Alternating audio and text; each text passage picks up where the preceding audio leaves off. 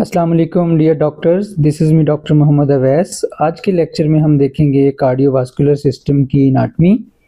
Anatomy में भी आज के लेक्चर में हम देखेंगे बुक रीडिंग को। इससे पहले पार्ट 1 और पार्ट 2 में हमने कार्डियोवास्कुलर सिस्टम की एनाटमी को बहुत ही डिटेल में डिस्कस किया। With the help of diagram एक एक चीज़ को समझा और बहुत सारी चीज़ें जो इस बुक में हमें नहीं मिलती हमने उसमें ऐड की, like borders and surface of the heart, जो कि क्लिनिकली बहुत इम्पोर्टेंस रखते हैं अपनी, और उसके साथ साथ मीडियास्टिनम को।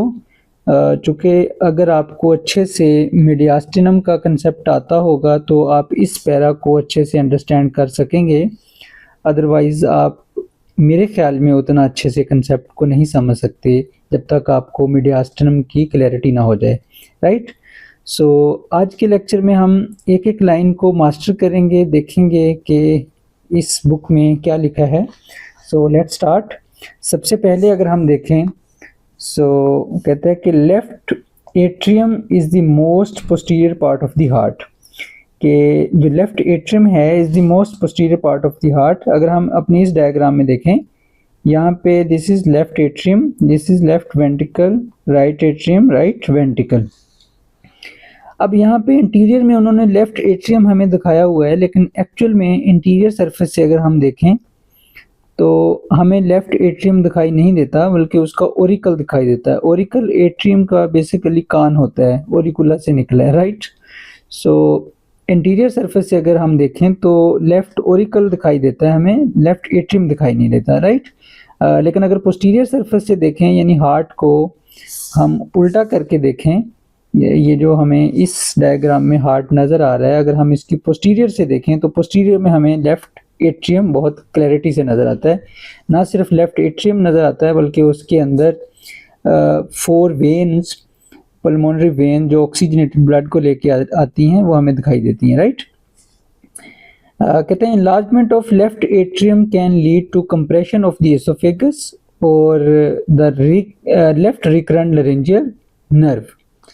अगर मैं यहाँ पे डायग्राम ड्रा करूँ, so this is our beautiful heart, left atrium, this is left ventricle, and of course this is right atrium और right ventricle, and this is pulmonary trunk, and these are pulmonary arteries, and of course this is aorta, right, ascending aorta, and this is arch of aorta. This is our left atrium, this is our left ventricle, this is right atrium, and this is right ventricle, right। अब वो यहाँ पे लिखते हैं कि अगर इस left atrium के अंदर इनलार्जमेंट हो जाए, उस इनलार्जमेंट में यहाँ पे उन्होंने लिखा है माइट्रल स्टीनोसिस, यानी इसकी अगर ये जो वेल्व होते हैं, माइट्रल वेल्व जो होते हैं लेफ्ट एट्री और वेंट्रिकुलर के बीच, ये जो वेल्व होते हैं इसको हम कहते हैं माइट्रल वेल्व, अगर ये स्टीनोटिक हो जाएं तो इस स्टीनोटिक होने की वजह से ये वाला जो लेफ्ट एट्रियम है इसकी इनलार्जमेंट हो जाती है। जब इसकी इनलार्जमेंट हो जाती है, as you know, posterior mediastinum में हमने डिस्कस किया था कि हार्ट चूँकि मिडिल मीडियास्टिनम में होता है, तो पोस्टीरियर मीडियास्टिनम में यानी हार्ट की बैक से पीछे से जो चीज़ गुजरती है उसको हम कहते हैं ईसोफेगस, खुराक की नाली, राइट। अब यहाँ से तो खुराक की ना सिर्फ नाली गुजरती है, बल्कि अगर हम यहाँ पे देखें, सो ये एओर्टा के साथ और ये पल्मोनरी आर्टरीज के साथ यहाँ पे एक डक्ट होती है जिसको हम कहते हैं डक्टस आर्टरियोसिस। जब बेबी इन यूट्रस होता है, चूँकि लंग्स नॉन फंक्शनल होते हैं, तो लंग्स नॉन फंक्शनल होने की वजह से ज़्यादातर ब्लड इस डक्ट के ज़रिए जाता है एओर्टा के अंदर, राइट। लेकिन उसके बाद जब बेबी की बर्थ हो जाती है तो फिर ये डक्ट जो है ये क्लोज हो जाती है और कन्वर्ट हो जाती है इनटू लिगामेंट। क्लोज किससे होती है? ऑक्सीजनेटेड ब्लड से, ब्रेडिकाइनिन से और प्रोस्टाग्लैंडिन से। ये डक्ट क्लोज होके एक लिगामेंट में कन्वर्ट हो जाती है जिसको हम कहते हैं लिगामेंटम आर्टेरियोजम, राइट। और इस लिगामेंटम आर्टेरियोजम के अराउंड एक नर्व ऐसे हुक करके ऊपर की तरफ लेरिंक्स की तरफ जाती है जिसको हम कहते हैं recurrent laryngeal nerve. Why we called recurrent laryngeal nerve को रिकरेंट लारिंजियल नर्व क्यों कहते हैं? इसको रिकरेंट लारिंजियल नर्व इसलिए कहते हैं क्योंकि ये ब्रांच है वेगस नर्व की, तो वेगस नर्व पहले ऐसे नीचे की तरफ आती है और उसके बाद ये ऐसे ऊपर की तरफ मूव करती है। इसकी इस रिटर्निंग की वजह से हम इसको कहते हैं रिकरेंट लारिंजियल नर्व। क्लियर जी?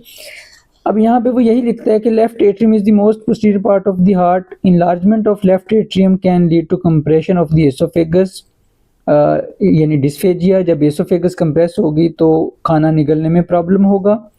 और लेफ्ट रिकरेंट लारिंजियल नर्व, और ये लेफ्ट रिकरेंट लारिंजियल नर्व को भी कंप्रेस करेगी जो कि ब्रांच है वेगस नर्व की, काजिंग हॉर्सनेस यानी ओटनर सिंड्रोम। चूँकि रिकरेंट लारिंजियल नर्व जो है ये लेरिंक्स को सप्लाई करती है, तो वहाँ पे आपको इसमें जो प्रॉब्लम देखने को मिलेगा वो होगा ओटनर सिंड्रोम, यानी आवाज़ बैठी ही होगी और सम पेशेंट में तो आवाज़ बिल्कुल भी ख़त्म हो जाती है, राइट। अब उसके बाद अगर हम यहाँ से देखें यहाँ तक, यहाँ पे इन्होंने दो सरफेस की बात की है, यानी right ventricle is the most interior part of the heart and most commonly injured in trauma. This is our right ventricle. ये बहुत ही इंटीरियर पार्ट होता है ऑफ द हार्ट का। सो मोस्ट कॉमनली इंजर्ड यही एरिया होता है heart का injury में, ट्रॉमा के अंदर। और left ventricle is about 2/3 and right ventricle is about 1/3 of the inferior diaphragmatic surface.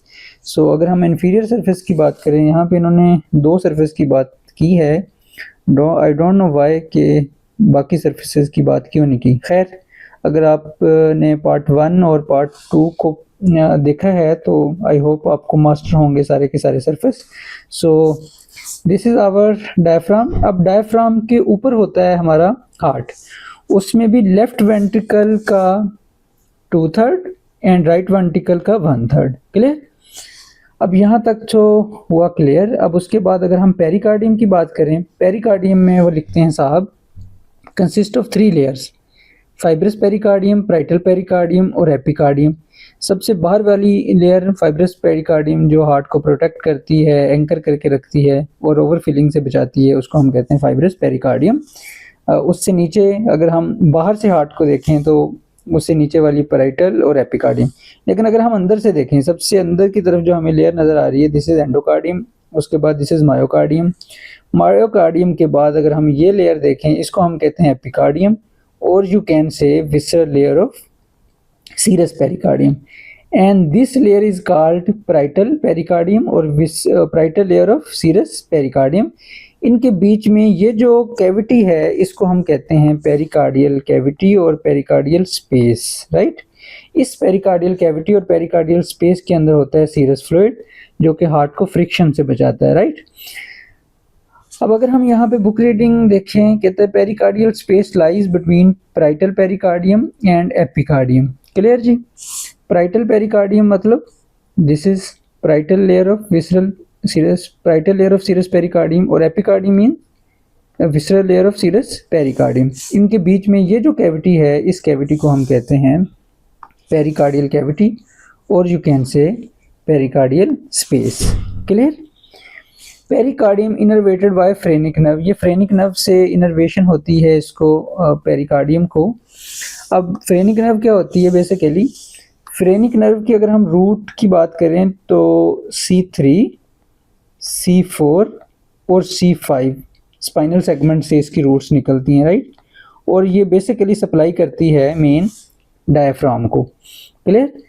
लेकिन अगर यहाँ पे प्रॉब्लम है किसी को पेरिकार्डियम में, पेरिकार्डियल स्पेस में, पेरिकार्डियल कैविटी में कोई इन्फ्लेमेशन है, पेरिकार्डाइटिस है, तो उससे क्या होगा कि यहाँ पे ये जो फ्रेनिक नर्व के सेंसरी फाइबर हैं वो यहाँ से इन्फॉर्मेशन लेके ब्रेन के पास जाएंगे, और उससे जो आपको रेफर्ड पेन मिलेगा वो पेशेंट में ना सिर्फ पेरिकार्डियम के अंदर मिलेगा बल्कि वो मिलेगा आपको पेन टू द नेक। नेक में क्यों मिलेगा? क्योंकि हमने देखा स्पाइनल सेगमेंट C3, C4 और C5 से इसका रूट लेवल है फ्रेनिक नर्व का, राइट। सो नेक में मिलेगा जो कि C4 है और C3 है, और आर्म के अंदर मिलेगा जो कि C5 यानी ब्रेकियल प्लेक्सस का जो C5 होता है उससे भी इसके कुछ फाइबर जो हैं वो पार्टिसिपेट करते हैं फ्रेनिक नर्व के अंदर, राइट। सो आपको रेफरल पेन मिलेगा, रेफर्ड पेन मिलेगा नेक के अंदर भी, बोथ शोल्डर्स के अंदर भी, और ओपन लेफ्ट। क्लियर जी। अब यहाँ तक हुआ क्लियर। अब उसके बाद अगर हम कोरोनरी ब्लड सप्लाई की बात करें, कोरोनरी ब्लड सप्लाई को हमने पार्ट 2 के अंदर चार्ट बनाया था। उस चार्ट में हमने देखा था कि right coronary artery, this is right coronary artery and this is left coronary artery. Right coronary artery से 2 ब्रांचेस निकलती हैं जिसको हम कहते हैं मार्जिनल आर्टरी और posterior descending artery, and other name is posterior interventricular artery. इस बुक के अंदर हमें नेम मिलता है पोस्टीरियर डिसेंडिंग आर्टरी, मगर बहुत सारी दूसरी रिसोर्सेज और बुक्स में आपको पोस्टीरियर इंटरवेंट्रिकुलर आर्टरी भी मिलती है, so don't confuse, right. Right coronary artery की 2 ब्रांचेस हैं, acute marginal artery and posterior descending artery, और you can say posterior interventricular artery. उसके बाद अगर हम करें बात लेफ्ट कोरोनरी आर्टरी की, this is left coronary artery. इसकी भी हमने 2 ब्रांचेस डिस्कस की थी, anterior interventricular artery, this is anterior interventricular artery, और you can say left anterior descending artery. इस बुक के अंदर इसका नाम है लेफ्ट इंटीरियर डिसेंडिंग आर्टरी, मगर बहुत सारे दूसरे रिसोर्सेज में आपको इसका नाम मिलेगा interior interventricular artery, so don't confuse. और दूसरे नंबर पे है सर्कमफ्लेक्स आर्टरी। सर्कमफ्लेक्स आर्टरी से एक ब्रांच निकलती है जिसको हम कहते हैं ऑब्ट्यूज मार्जिनल आर्टरी। क्लियर जी।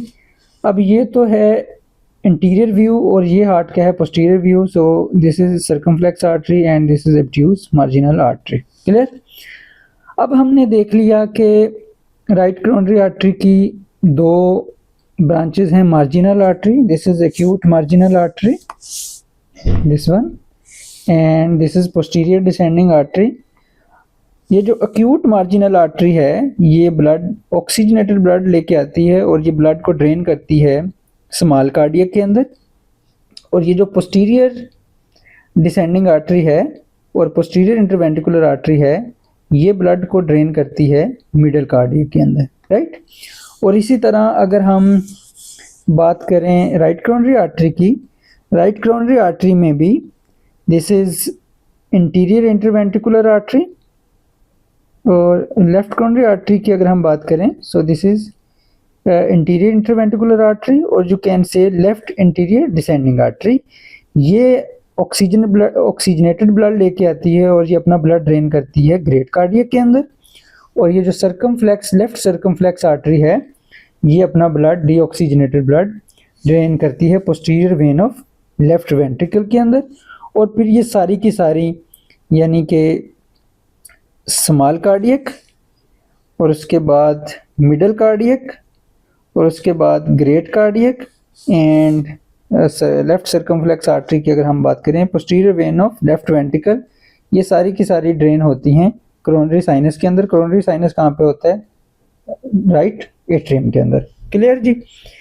अब हमने देख लिया, ये तो देख लिया कि right coronary artery, left coronary artery और इनकी ब्रांचेस। अब हम देखते हैं कि इनकी ब्रांचेस हार्ट के कौन से एरिया को सप्लाई करती हैं। क्लियर। अब अगर हम यहाँ पे देखें left anterior descending artery, left anterior descending artery is the branch of left coronary artery. कहते हैं left anterior descending artery and its branches supply anterior 2/3 of the interventricular septum. Clear जी। 2/3 इंटरवेंट्रिकुलर सेप्टम को supply करती हैं और anterolateral papillary muscles को supply करती हैं, and anterior surface of left ventricle और anterior surface of left ventricle को सप्लाई करती हैं। मोस्ट कॉमनली अक्लूडेड, ज़्यादातर जो ब्लॉकेज होती है वो हमें लेफ्ट इंटीरियर डिसेंडिंग आर्टरी के अंदर ही मिलती है। क्लियर जी।